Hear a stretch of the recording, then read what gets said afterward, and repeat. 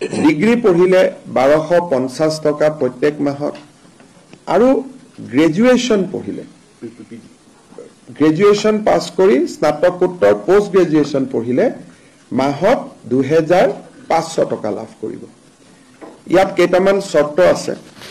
প্ৰথম শৰ্তটো হ'ল যে যিখিনি ছোৱালীক আমি হায়াৰ সেকেন্ডাৰী পৰীক্ষাত ভাল ৰিজাল্ট কৰাৰ কাৰণে আমি স্কুটি দিওঁ তেওঁলোকক আমি নিযুত মইনা আঁচনি অন্তৰ্ভুক্ত কৰা নাই কাৰণ স্কুটি এখনৰ দাম প্ৰায় 70000 টকা হৈ গৈ আৰু নিযুত মইনা আঁচনিত তেওঁলোকে আমাৰ বাকি ছোৱালীখিনিয়ে যদি 12000 আমি 12 যদি 12500 কৰি 3 বছৰটো দিও 36000 হয় কিন্তু ছোৱালীয়ে যদি কয় যে নহয় মোক স্কুটি নালাগে মই নিযুত মইনাহে লম তেতিয়ালে নিযুত মইনাও তেওঁ লব পাৰিব অৰ্থাৎ ছোৱালীজনীৰ ওপৰত ডিপেন্ড কৰিব যে মই স্কুটিখন লম নে মই নিযুত মইনা আঁচনিটো লম দুটা আঁচনি আমি একেলগে নিদিও তাৰ পিছত আনটো বিষয় হ'ল যে এই আঁচনিখনৰ পৰা মন্ত্ৰী আৰু বিধায়কৰ ছোৱালীসকল এই আঁচনিৰ হিতাধিকাৰী হ'ব নোৱাৰিব অৰ্থাৎ 126 জন যি বিধানসভাত বিধায়ক আছে তেওঁলোকৰ লৰাটো নহয় ছোৱালী যদি বা সাংসদ যদি তেওঁলোকৰ ছোৱালী যদি আমাৰ কলেজ ইউনিভাৰ্চিটিত পঢ়িছে তেতিয়াহলে তেওঁলোকো এই আঁচনিৰ হিতাধিকাৰী হিচাপে স্বীকৃতি নহব আৰু যেনে প্ৰাইভেট স্কুল কলেজত ফিজ দি পঢ়ে মই প্ৰাইভেট কলেজত নাম লগাইছো মই মাহত 10000 টকা কলেজখনক ফিজে দিও ৰয়েল গ্লোবেলত পঢ়িছো কাজিৰঙা ইউনিভাৰ্চিটিত পঢ়িছো প্ৰাইভেট ইউনিভাৰ্চিটি আৰু প্ৰাইভেট কলেজখিনিৰ ছাত্ৰ ছাত্ৰীয়ে বা ছাত্ৰীয়ে এই আঁচনিখনৰ হিতাধিকাৰী বুলি বিবেচিত নহব কিন্তু ভেনচাৰ কলেজত যদি কোনোবাই পঢ়ে বা ভেনচাৰ হায়াৰ সেকেন্ডাৰী স্কুলত পঢ়ে ভেনচাৰ জুনিয়ৰ কলেজত পঢ়ে তেওঁলোক এই আঁচনিখনৰ হিতাধিকাৰী হ'ব এই আঁচনিখনৰ হিতাধিকাৰী হবৰ বাবে আমি একোখনকৈ প্ৰপত্ৰ পূৰণ কৰিব লাগিব জুলাই মাহত যেহেতু এডমিশনৰ প্ৰসেস চলি আছে সম্পূৰ্ণ পোষ্ট গ্ৰেজুৱেচন কমপ্লিট কৰিবৰ কাৰণে এডমিশন কমপ্লিট কৰিবৰ কাৰণে আগষ্ট মাহ পৰ্যন্ত যাবগৈ কিন্তু আমি জুলাই মাহৰ পৰা এই এডমিশনৰ প্ৰপত্ৰসমূহ আমি বিতৰণ কৰিম একোখন এৱাৰনেছ মিটিং হ'ব আৰু কলেজ আৰু ইউনিভাৰ্চিটিত এৱাৰনেছ মিটিং কৰি বিশেষকৈ নৱাগত আদৰণি সভা আদিত যেহেতু এটো ফৰ নিউ এডমিশন হ'ব গতিকে তেওঁলোকক যাতে আমি এৱাৰনেছ ক্ৰিয়েট কৰিব পাৰো তাৰ কাৰণে একোখন এৱাৰনেছ মিটিং হ'ব এই গোটেই আঁচনিটো বাল্য বিবাহৰ বিৰুদ্ধে প্ৰস্তুত কৰা এখন আঁচনি গতিকে বিবাহিতা ছাত্ৰী এই আঁচনিৰ বাবে হিতাধিকাৰী নহব কিন্তু পোষ্ট গ্ৰেজুৱেট পৰ্যায়ত বিবাহিতা ছোৱালীও এই আঁচনিৰ সুবিধা ল'ব পাৰিব কিন্তু হায়াৰ সেকেন্ডাৰী আৰু ডিগ্ৰী পৰ্যায় যেহেতু আমাৰ গোটেই কথাটোৱে হ'ল যে ছোৱালীক যাতে দেউতাক মাকে সোনকালে বিয়া পাতি নিদিয়ে গতিকে যিসকলে বিয়া কৰাব তেওঁলোকে বা বিবাহিতা ছাত্ৰী হ'ব তেওঁলোকে এই আঁচনিখনৰ সুযোগ নাপাব আৰু যদি আপ টু ডিগ্ৰী পঢ়ি থাকোতে মাজতেও বিয়া হৈ যায় তেতিয়ালে ৰিনিউৱেলত তেওঁলোকে এই আঁচনিৰ সুবিধাৰ পৰা বঞ্চিত হ'ব যেতিয়া প্ৰত্যেক বছৰে এবাৰ ৰিনিউৱেল হ'ব আৰু কোনোবা ছোৱালী যদি শিক্ষা আধাতে সামৰি ড্ৰপ আউট হৈ যায় তেতিয়াহলে এই আঁচনিখনৰ সুবিধা নাপাব শেষত কোনোবা যদি ছোৱালী ৰেগিং ইনডিসিপ্লিন ইৰেগুলাৰ এটেন্ডেন্স এনেকুৱা যদি কলেজৰ অধ্যক্ষই ভাবে যে এই ছোৱালীজনী কলেজত নিয়মীয়াকৈ নাহে ড্ৰপ আউট হয় পৰীক্ষাত তেওঁলোকে হায়াৰ সেকেন্ডাৰী ফাৰ্স্ট ইয়াৰ পৰা সেকেন্ড ইয়াৰ প্ৰমোশন নাপালে বা ডিগ্ৰী ফাৰ্স্ট ইয়াৰ পৰা ডিগ্ৰী সেকেন্ড ইয়াৰ প্ৰমোশন নাপালে তেতিয়াও ৰিনিউৱেলৰ সময়ত এই আঁচনিখনৰ পৰা তেওঁলোক বঞ্চিত হ'ব যদিও এই আঁচনিখনৰ লগত জড়িত নহয় আমি ইলেকশ্যনৰ আগত বা বিশেষকৈ যোৱাবাৰ স্কুটি দিওঁতে আমি এটা কথা ঘোষণা কৰিছিলো যে অহাবাৰৰ পৰা 75% পোৱা ছোৱালীহে স্কুটি পাব কিন্তু এডুকেশ্যন ডিপাৰ্টমেন্টে অধিসূচনাখন নোলোৱা কাৰণে এইবাৰ আমি 60% পোৱা ছোৱালীকো আমি স্কুটি দিম অহাবাৰৰ পৰা নিদিও তেতিয়ালৈকে আমি এডভাৰটাইজ আদি বা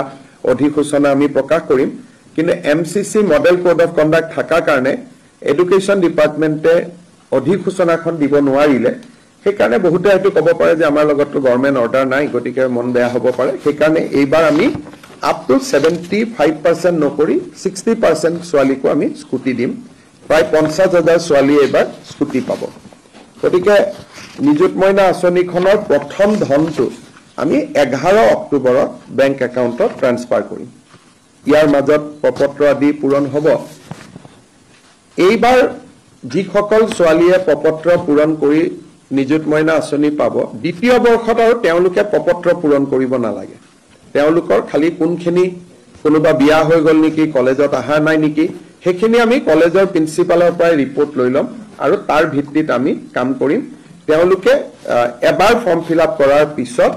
দ্বিতীয়বাৰ ফৰ্ম ফিল আপ কৰিব নালাগে এই ফৰ্মখনত দেউতাক মাকৰো এটা সহি লাগিব গতিকে কোনোবা দেউতাক মাকে যদি ভাবে যে মোৰ আৰ্থিক অৱস্থা ভাল আৰু ছোৱালীজনীক এই আঁচনিটো লৈ পেলাই মই চৰকাৰখনক আৰ্থিক বোজা দিব খোজা নাই কোনোবা ছোৱালী যদি নিজে আঁতৰি আহিব খোজে বা দেউতাক মাকে যদি আঁতৰাই দিব খোজে তেতিয়া তেওঁলোকে ইচ্ছাই পাৰিব আদাৰৱাইজ ইয়াত কোনো ইনকাম স্লেব নাই BPL APL বুলি কথা নাই কলেজ বা মহাবিদ্যালয় বা বিশ্ববিদ্যালয়ত যোনেই পঢ়ে তেওঁলোকে এই আঁচনিখনৰ সুফল পাব এই আঁচনিখনৰ প্ৰপত্ৰ মই আগতে কোৱাৰ দৰে জুলাইৰ 1 তাৰিখৰ পৰা আমি কলেজবিলাকত বিতৰণ আৰম্ভ কৰিম বিশ্ববিদ্যালয়ত বিতৰণ ছেপ্টেম্বৰত হ'ব কাৰণ তেওঁলোকৰ এডমিশ্যন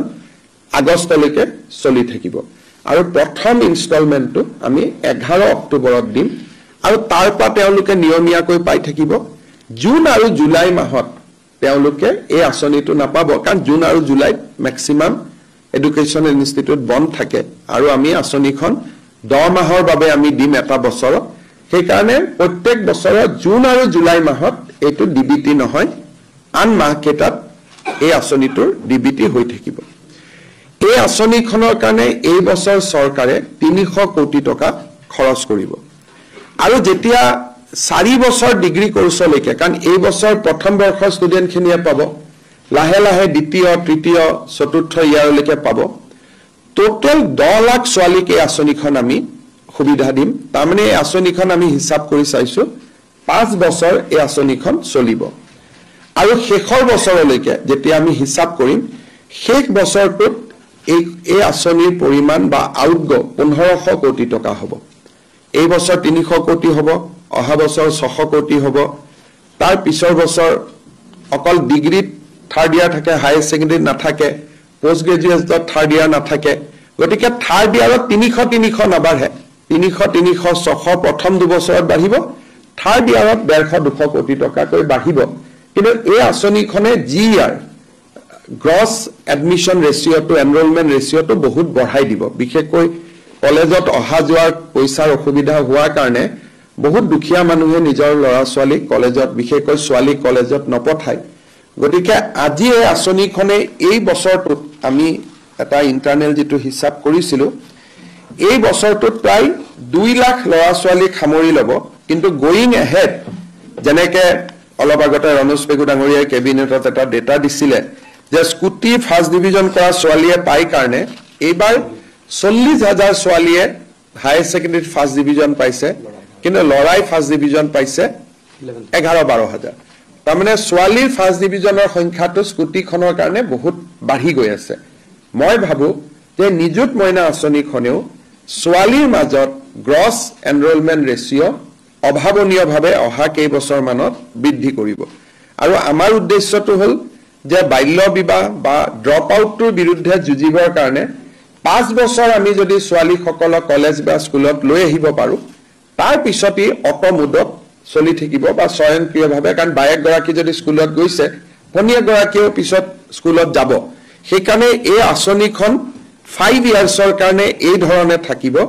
ভৱিষ্যতে 5 বছৰ পিছত আঁচনিখনৰ সফলতা বিফলতাৰ ওপৰত নিৰ্ভৰ কৰি তাক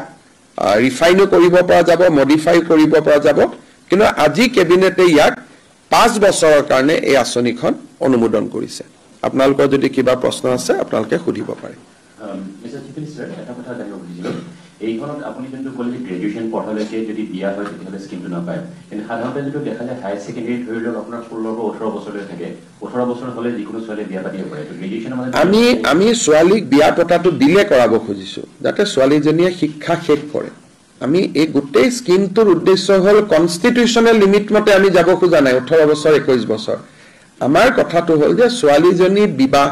যিমান পাৰে দেৰিকৈ হওক, তাই যাতে নিজৰ ভৰিৰ ওপৰত নিজে থিয় হ'ব পাৰে। এতিয়া ডিগ্ৰী ফাৰ্ষ্ট ইয়াৰত তাইক এডমিশ্যন হ'ল, বিয়া হৈ গ'ল,